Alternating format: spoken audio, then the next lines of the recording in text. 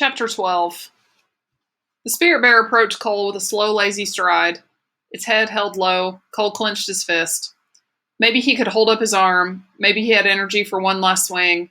10 feet away, the bear paused where Cole's spit had hit the grass. It lowered its head and sniffed. Still eyeing Cole, the spirit bear casually licked up the spit, raised its head, eyes mild and curious, then turned and sauntered away. Cole felt a sudden rush of tears and emotion. Death would be okay if it came fast.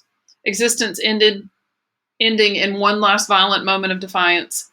Cole could understand that kind of death, but here he lay exposed, alone, ignored his life leaking from his body like water from some rusty bucket.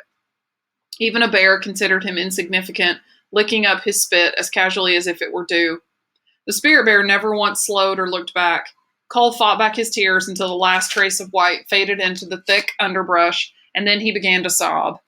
He was dying, alone and insignificant, and nobody cared. Drifting off into a dream world, Cole imagined he was a baby bird in a nest. Around him a storm raged, and the trees swayed violently. Driving rain pelted him like hail. Frantic, Cole struggled to fly, but he couldn't escape the nest. All he could do was open his beak wide and raise it upward toward the sky. The action, a simple admission that he was powerless. There were no conditions, no vices, no lies, no deceit, no manipulation. Only submission and a simple desire to live. He wanted to live, but for that he needed help. Otherwise, his life would end in the nest. Suddenly, the violent winds calmed and the rain stopped. Cole strained upward with his opened beak as his senses drifted back into the real world of pain. Again, he was in his wounded body on an island prison. The storm had stopped and something had awakened him. An overpowering animal smell, his eyes opened. Looming over Cole, its breath warm and musty, towered the spirit bear. Inches away, its legs rose like pillars beside Cole's arms, and mist glistened on its white hair. The world stopped. For Cole, there was no wind, no cold, no time, no pain, no sound. There existed only one object, the spirit bear. Its shiny black eyes held eternity. Its intense gaze penetrated, never wavering. Surprisingly, Cole did not feel the terror he had once known. Maybe the spirit bear had come to kill him. Maybe it was only curious. Whatever the reason, Cole gazed calmly back up at the bear. He knew he would fight to the last moment to live. Any animal would do that. Even worms coiled back and forth to escape capture and death. But Cole also knew that if he died, his time had arrived. It would be like the baby birds, or like the worms, or the mouse. It was his turn. Cole's eyes watered, and he blinked. This was the end, then. Resigned to his fate, he gazed into the bear's eyes, but found no aggression, only curiosity. It was as if the bear were waiting, but waiting for what? Instinctively, Cole gathered what little spit he could in his mouth. When the meager fluid bathed his tongue, he stopped, paused, and then swallowed. Cole did not understand why he had swallowed or what happened next.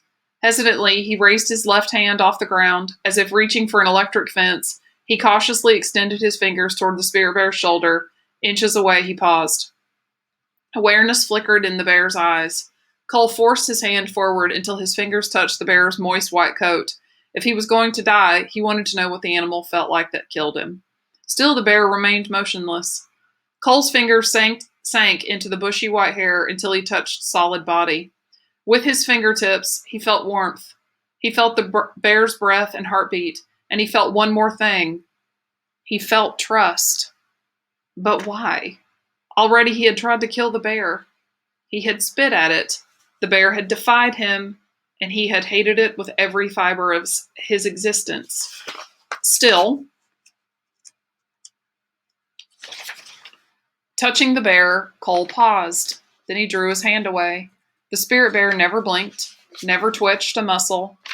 Only when Cole's hand again rested on the ground, only then did the towering animal lower its huge head as if nodding.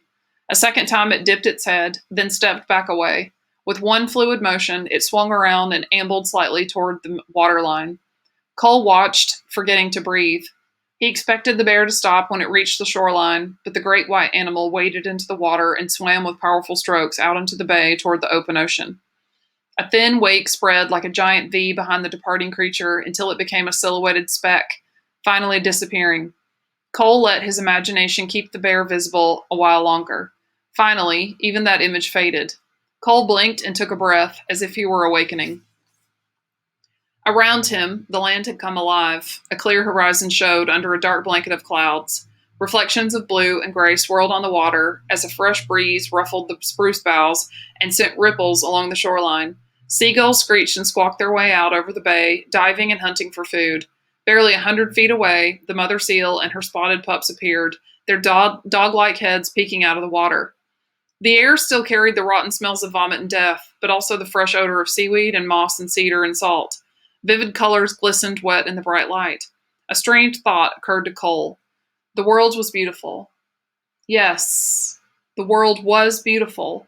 Even the wet moss and crushed grass near his hand was beautiful. Staring at the delicate patterns, he wondered why he had never noticed this all before.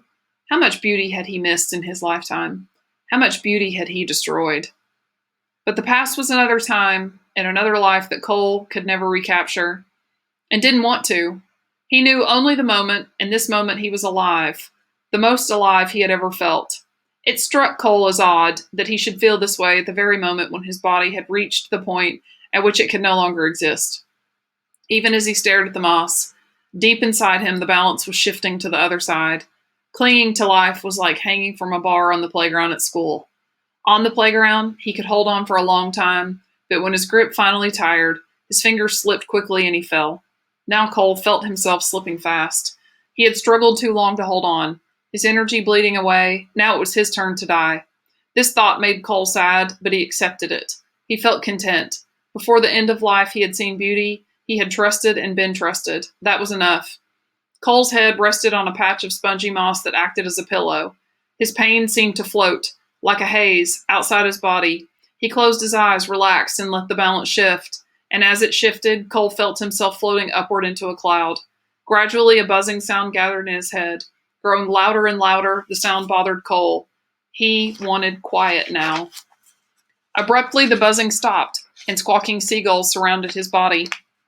He could hear them arguing over him. This was what it felt like to die.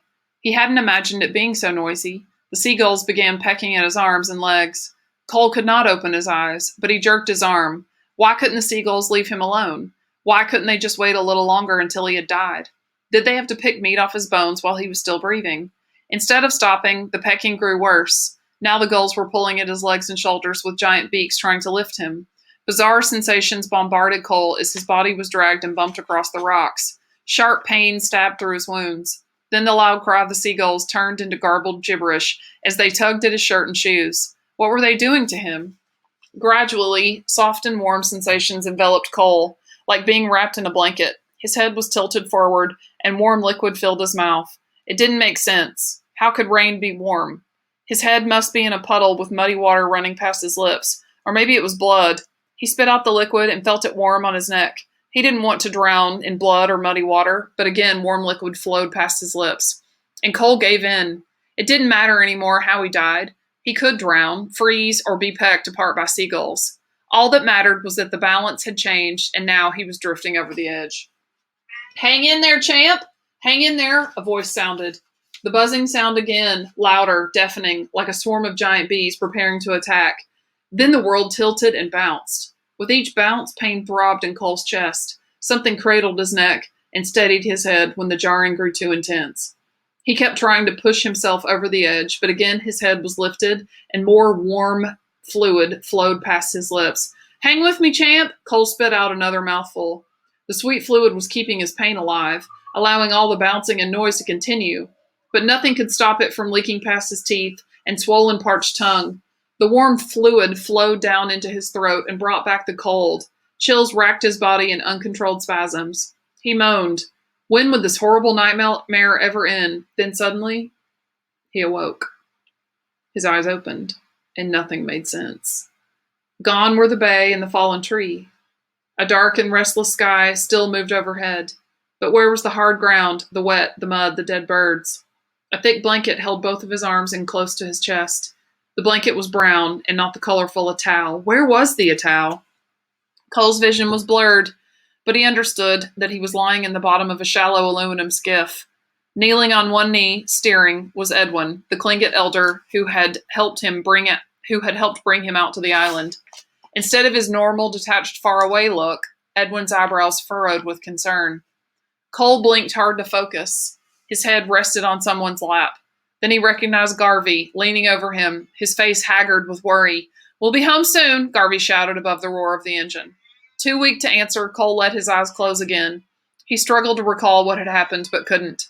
Garvey shouted something to Edwin, and the engine revved louder. Spray whipped across the bow as the boat surged into the waves.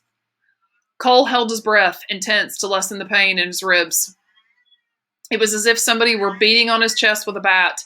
He felt Garvey's strong grip tighten each time they hit a big wave. The hard bucking lasted forever, and Cole was drunk with pain by the time the boat finally slowed. The screaming of the engine grew muted, replaced by anxious voices shouting to them. Garvey and Edwin shouted back. Then the boat bumped against something.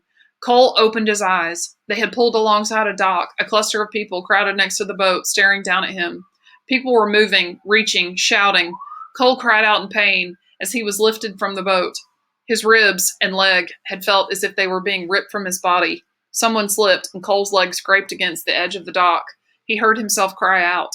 More footsteps pounded, and voices shouted. The dock swayed, and Cole grabbed blindly at the air to stop the world from moving. He couldn't take any more of this torture. It had become violent. The commotion continued, tilting dangerously back and forth. Cole felt himself lifted onto a stretcher and carried up the dock to a waiting van. Door slammed, a motor revved, and there was more bouncing as the van raced down the road. Cole's pain faded into delirium. The next sensation was of entering a room and being lifted onto a soft, warm bed. Careful hands dried him and worked his pants off. He dreamed that the spirit bear was ripping at his leg, but instead of a growl, a woman's soft voice said, "Easy, easy, you'll be okay. Just relax." Cole's uncontrollable shivers were replaced by hot sweating as a towel patted his forehead. When the commotion finally stopped, Cole lay completely spent, drifting in and out of consciousness. He felt a warm blanket being tucked in and around his neck, and he opened his eyes. Where was the towel? Seeing Cole's eyes, Edwin and Garvey stepped forward, one on each side of his bed. Edwin studied Cole. "Sure busted yourself up," he said plainly. Garvey nodded agreement. "Lightning knocked down a big tree. The branches must have hit you." Cole tried to speak, but no words came to his throat. A short, round-faced Tlingit woman crowded in beside the bed. "His wounds aren't from any tree," she said, pulling back the blanket. "Look." Edwin glanced down at the bloody red gashes surrounded by puffy ashen skin and whistled low. "Those are bite and claw wounds." The woman nodded. "He's been attacked by a bear." Cole nodded. Fear flashed in Garvey's eyes. "I'm okay," Cole succeeded in grunting weakly. A thin smile failed to hide Garvey's concern. "Half your bones are busted, your body is swollen like one huge mosquito bite, and you're nearly starved to death. Believe me, champ, you're not okay." Cole forced a nod. "I am okay," he grunted again.